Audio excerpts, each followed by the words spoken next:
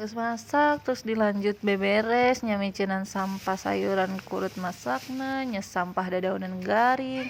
Oh nya ieu aya dadaunan garing ieu sakeronjo nu tos disapukeun ku mitoha abdi. Terus mitoha abdina kan tos terangeun mun dadaunan teh di ka kandang hayamkeun jadi disadiakeun we di payunan rompok. Ieu ku abdi teh tinggal diaur-aur bae ka kandang. Mane enak pisan atuh nya kieu mah terus cacakar kuringna teh.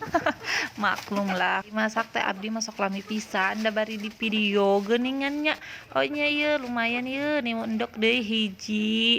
Alhamdulillah tos panen endog teh hayulah urang cuang neraskeun panen cabe ieu lumayan aya cabe deui tos bareureum daripada engke buruk dina tangkal pan nya mending ku urang ieu wae naon ngaranna teh dipetikan wae lah engke gampang diasupkeun kana freezer nya meskipun jarang masak anu lada urang na teh da gaduh murang kali mah hese nya lamun masakna dipisah-pisah teh ribet. Tos wae lah sampai dieu wae video abdinya hatur nuhun nu tos naronton. Assalamualaikum warahmatullahi wabarakatuh.